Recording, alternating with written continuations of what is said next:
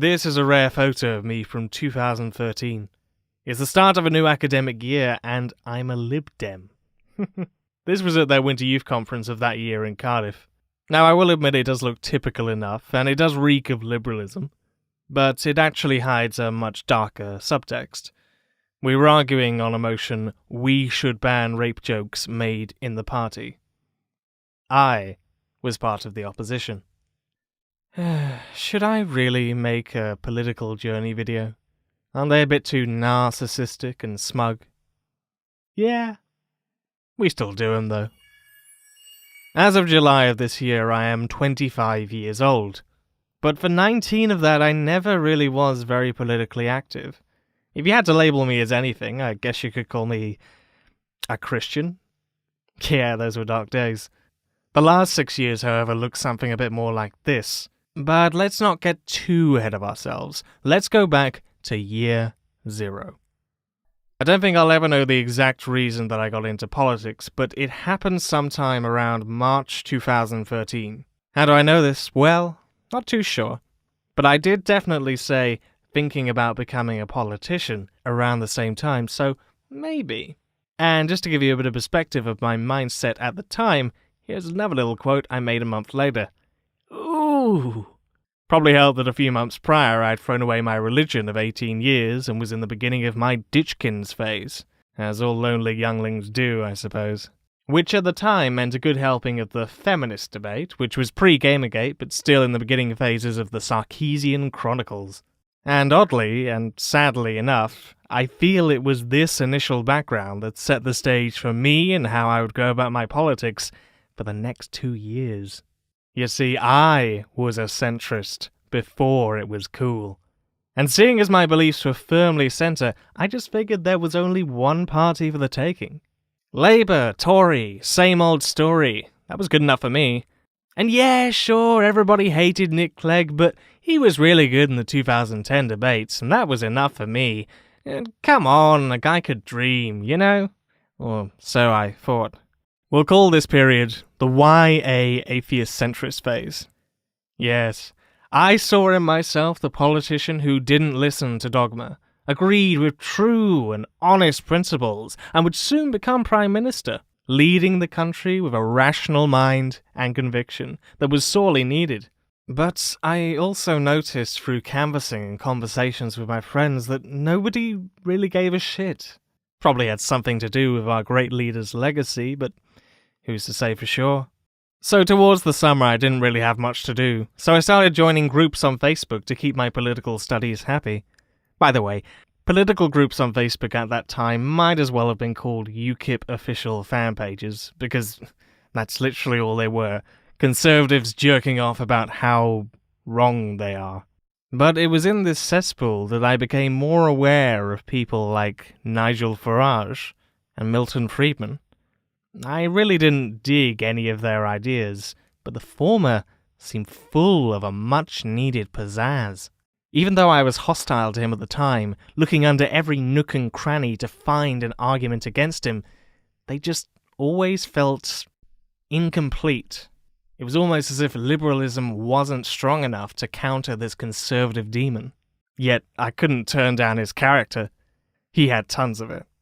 This was also around the same time that I tried making videos on YouTube proper, not just Michael Bay sucks. I did the usual. Feminism sucks. Religion sucks. Skepticism rules, bitches.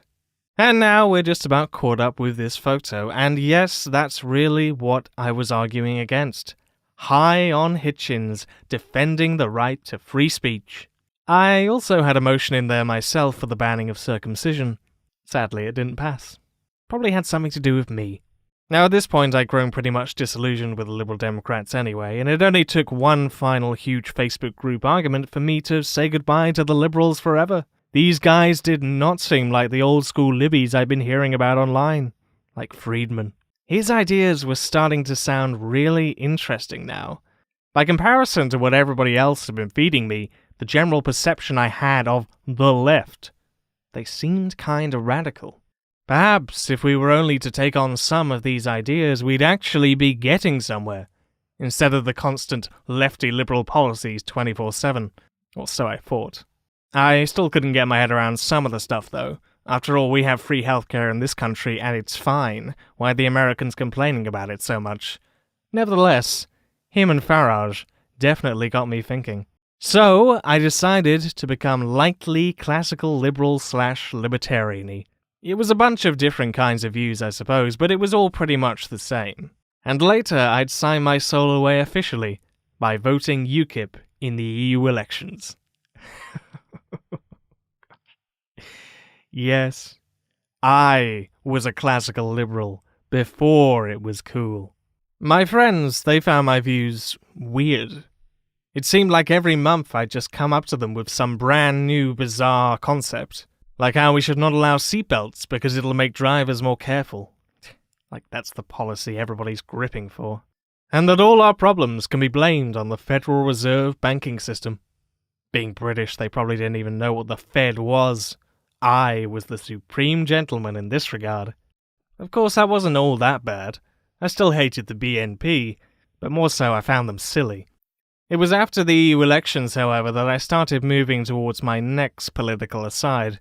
I found that UKIP, in light of their success in the elections, decided to pacify some of their policies to reach a broader appeal, changing the 31% flat tax rate, something that I thought was good, into a more streamlined, mainstream, progressive tax bracket.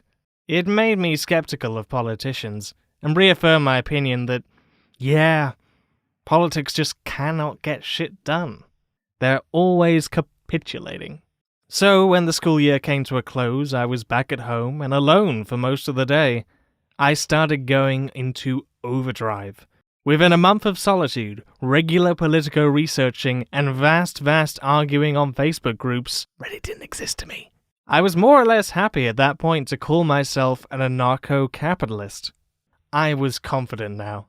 It wasn't going to end badly. We don't need a health service. Most firefighters in America are voluntary. We don't need cops. Just private ones. I had also been making a blog that's since been deleted, but, good lord. Now, the quote-unquote big moment for me happened when I saw this crop up on my subscription feed. The Young Turks were talking about an interview with Adam Carolla. Never heard of the guy. And I don't really remember the dynamics of it that well, but something Turks good, something Carolla bad. And who were to respond but Stefan Molyneux? Oh yeah, I'd been watching him, by the way. He was God to me. And bear in mind, at the time we are talking, the Young Turks had only ever really received any backlash from fundamentalist Christians. Today, of course, that's a different story, but back then, I was stoked. But then I spied a little comment down below. Thunderfoot. Oh my god, he's found Stefan too. This is a remarkable occasion. Unfortunately, of course, he didn't share the same views that we did. So, for the sake of it all, I decided to do a quick response to Thunderfoot's comment with a very basic understanding I had of Austrian economics. It blew up. Of course, I only had about 50 subscribers at the time, so blew up for me meant about 402 weeks. But either way, it blew up. And this led me to thinking, well, maybe I've got something here. Maybe I should start this for real. After all, there aren't many libertarians in the UK, maybe I can offer a different perspective. So without further ado, I chose my next challenger. Cameron Watt of Libertarian Socialist Rants and his video, 10 Capitalist Myths. And viscerally tore him apart. It was a huge success, gaining me 30 subscribers in less than a month. And when I returned to uni, I would continue this trend with regular videos for the rest of the year. And for that period, my politics remained largely the same. I would subscribe to Liberty Me, hosted by Jeffrey Tucker, read up a few more books on libertarian ethics and economic principles, become a mod for the most popular Facebook libertarian group. Again, Reddit didn't exist to me. And this would eventually culminate in me meeting up with 2 other libertarian dudes in a very awkward get-together. Ugh. And then I spied that Cameron had made another video about capitalism. Well, there's no time like the present. I had to rebuke this. Not with sources, of course, just with my supreme intellect. Now this one got a bit more traction and even a response from Cameron himself, and it invited a lot of people from the then embryonic LeftTube to come over to my channel and engage in a bit of light-hearted debate. And as I was there splurting my flawless logic, along came one little commenter who sent this penny-dropping remark. But employees can choose to reinvest their money back into the business. Why do they need a boss to do that for them? I really still remember the feeling that those words gave me. As soon as I was about to jump onto the keyboard and lay things out, I just couldn't respond. Everything I'd ever thought was all based around the idea that bosses are necessary. Socialism can only equal Stalin. Now I was being told some fairly obvious stuff that I had no answers for. I decided to just keep with my basic idea of natural hierarchy, and therefore a boss would always be the better fit. That and there are hardly any cooperatives, so obviously that's reason enough that capitalism is better. And maybe something economic calculation problem. Who knows? But whether I liked it or not, this was the beginning of a new awakening of sorts for me, and I began a path of gradual disillusionment. From then on, I really started picking up on strange views from the libertarian side that just kept on jerking me. Why were so many libertarians anti-abortion when we know the facts? Hell, even our ideology justified it. Why did I agree with these people on so many points? But then they always had to take it a little bit too far. Why was I seeing so many of these avatars in the comment sections? And why were so many ANCAPs trying to alter their principles so they could hate on black people and want borders? This was especially true when, after the death of Eric Garner, Molyneux tried to explain why his death was justified, because selling untaxed cigarettes whilst others have to sell taxed ones is an unfair advantage.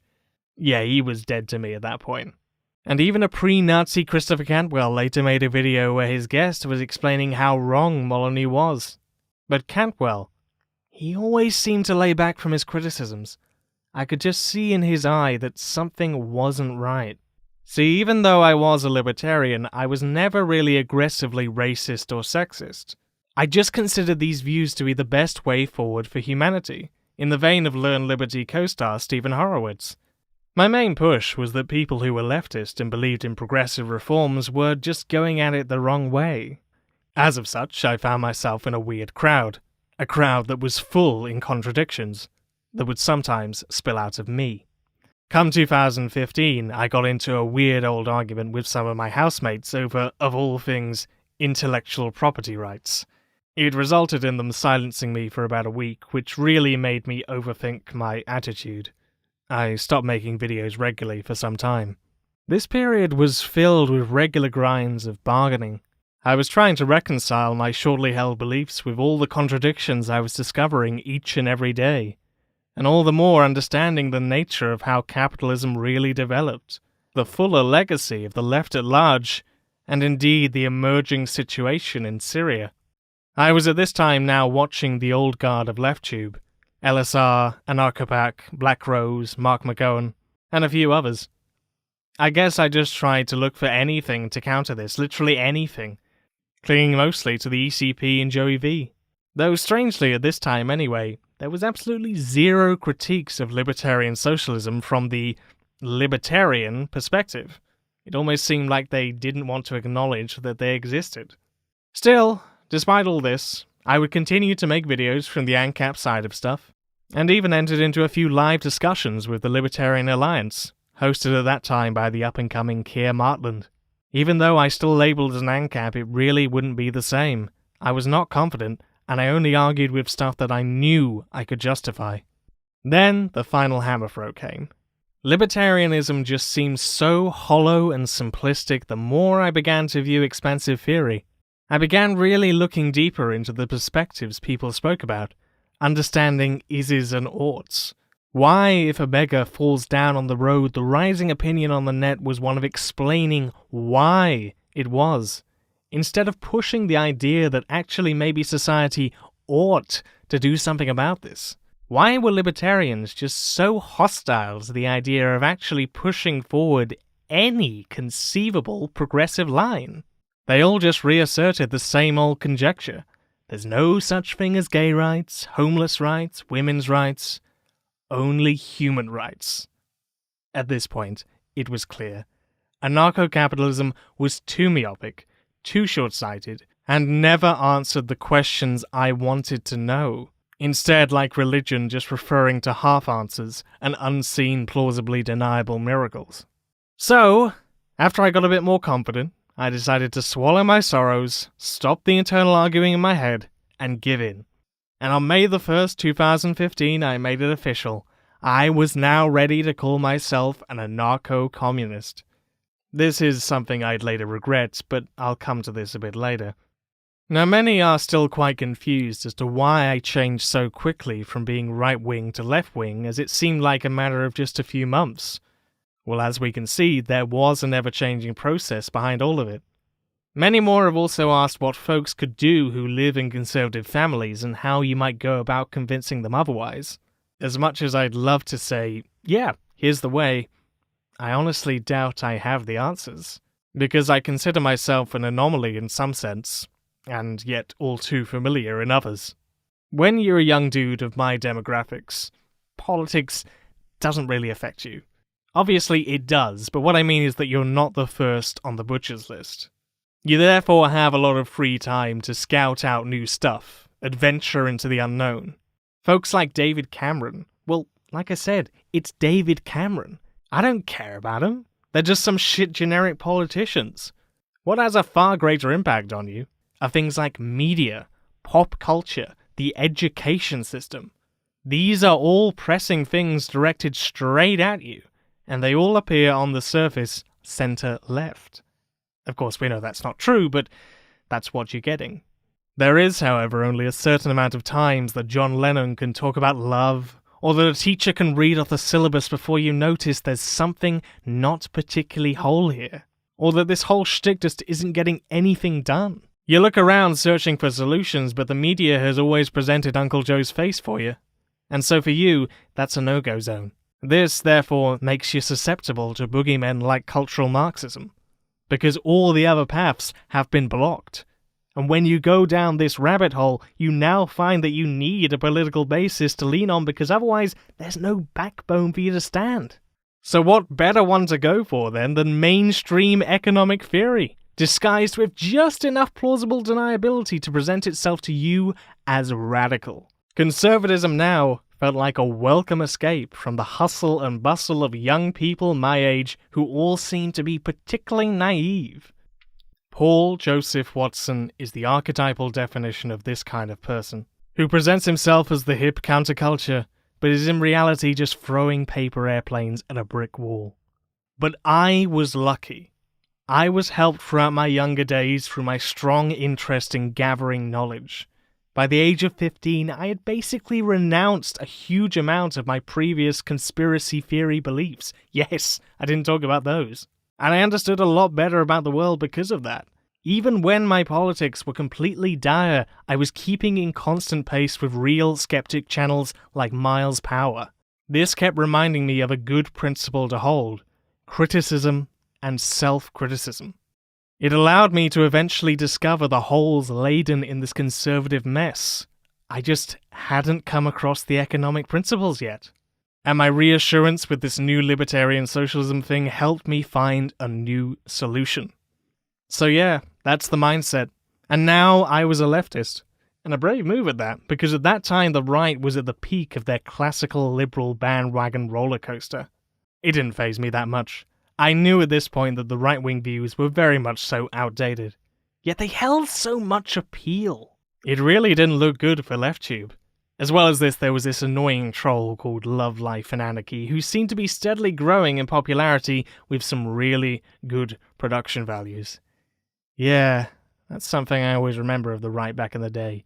They had really good production values. It's almost as if somebody's paying them. Come 2016, I started to get a bit more confident with my beliefs. I'd done some political work in the field for once, even helped out in discussion groups that reached over 150 people. I started being able to be much more sufficient in my arguments, and with the return of LSR, things looked really good. And then LSR got dogpiled, and things weren't looking so good. And then he got blanketed by Sargon and Black Pigeon.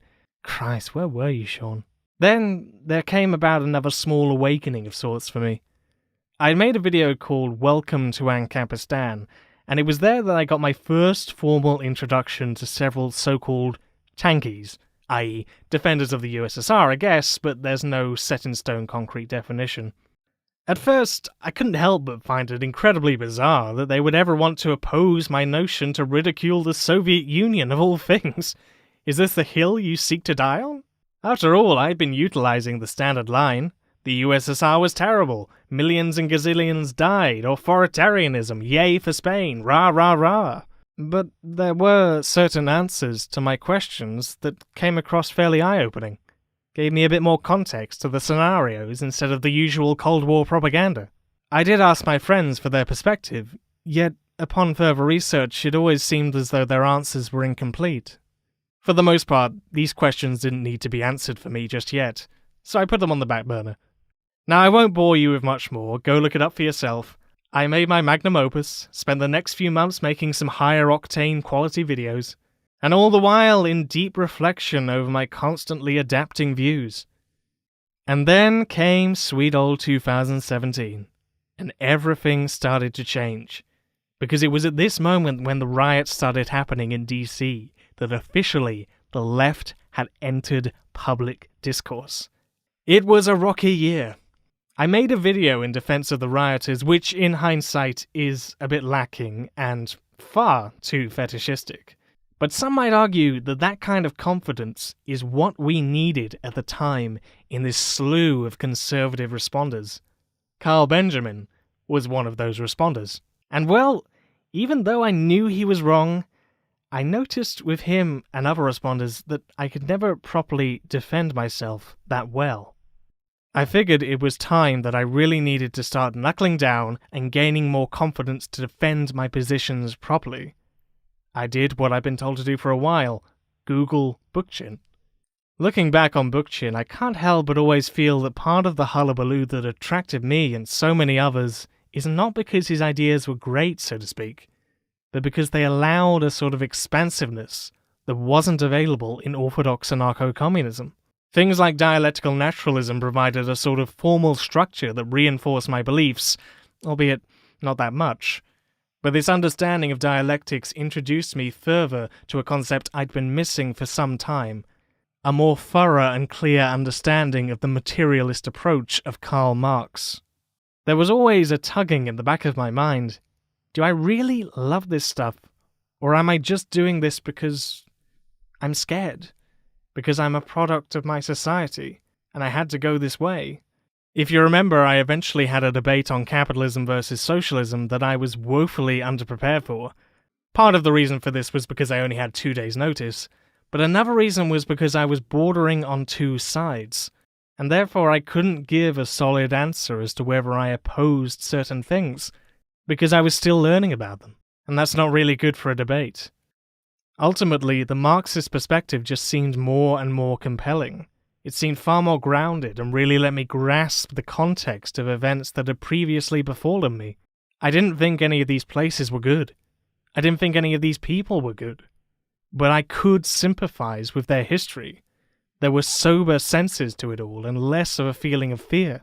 Based on my experiences in anarchist groups, the general practicalities and the lack of historical record, contradictions, etc., I was losing my confidence on the subject.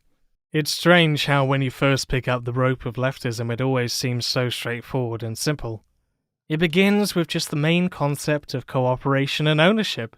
Then, as time goes on, you start having to find answers to the wider questions, the real reality in which you live, how this applies to the modern-day conditions. You begin to understand the concepts of Eurocentrism, capitalist encirclement, accumulation of resources, contradiction, and anti-imperialism. How long did it take the Jews to get their own country? How long did it take the Germans to make Germany? And look how well that worked out.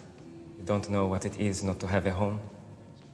That's why you European Reds don't get it. You say it's nothing, but you have a home to come back to. ETA, ANC, IRA, we all pretend we care about your international revolution, but we don't care. We want to be nations.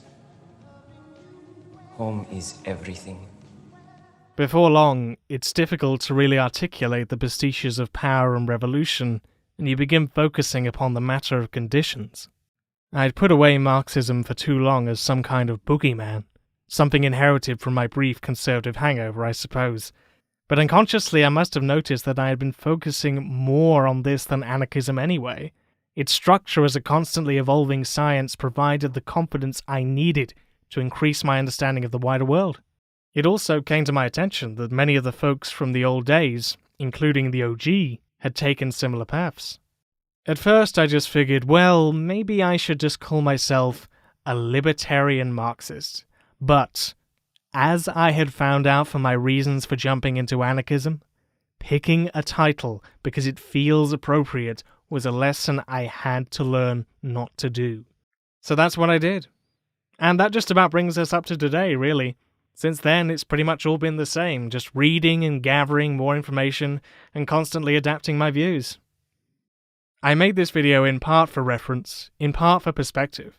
But another reason is because there are so many myths and falsehoods that seem to have emerged from the guy who apparently changes his views every week. We tend to think of political change as a linear process. First you were this, then you were that, then you moved on to another thing, but it's never really like that. I took turns and curves, went back on things, slowed down and sped up, as I guess we all do. I guess the main difference is that I was just a bit more public about it all. Continuity and rupture is the process of taking something forward and transcending from it simultaneously. I think when it comes down to it, this is the nature of how we go about our political beliefs.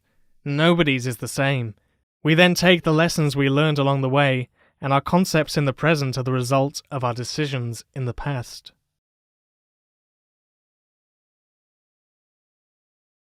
It would be wrong of me to say that I don't have an ideology, because ultimately I do take sides. And whilst I do find myself leaning towards the Marxist-Leninist tradition these days, I've learned a lot from my journey, and I'm never entirely confident to say who I am. I always have continuing gripes, arguments, and contentions with my views. And from all this toing and froing, it's made me quite cynical and skeptical to everything. Constantly trying to noodle out the bullshit of my politics until it forms into a polished crap factory is a pretty dire result.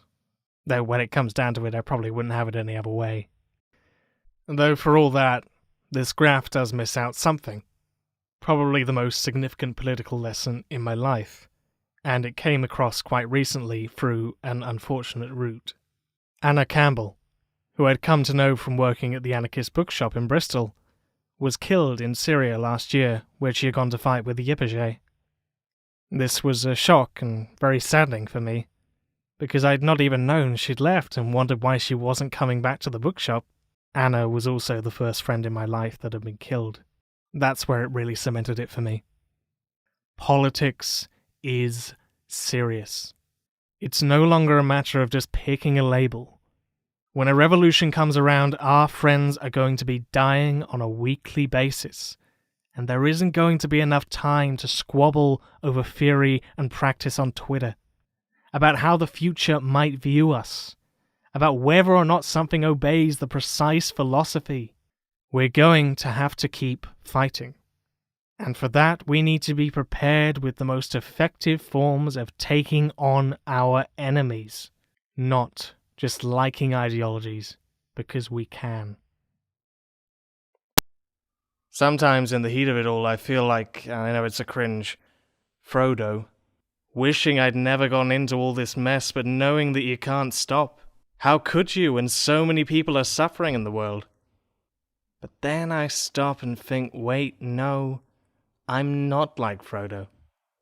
Because Frodo got involved through conditions that were out of his control. I got involved through my own devilish curiosity. That's two ways of getting into politics, and I think from experience it's clear which one holds the most potential. I have to picture myself in the position of being on the edge of it all, like all those people in history who were faced with making those decisions. And I suppose, being the demographic that I am, it doesn't offer me much in terms of my perspective. We have a habit of calling these things our political journeys. For many of us, people like me, they're more so our political privileges. White people in the West tend to pick up things and they bounce between ideologies. Oh, one week you're a Marxist-Leninist, next week you're a Marxist-Leninist, Mao Zedong thought, and then a year later you're an anarchist, and a year after that you're a left communist, and a year after that you're a Democrat. We can't afford that shit. We don't have time for playing. All right? So, we pick up revolutionary theory and practice to liberate our people first and foremost. Because we can't just afford to go among our people with, nobody cares what Gonzalo said. Nobody cares what this person said if it is not applicable to our daily reality.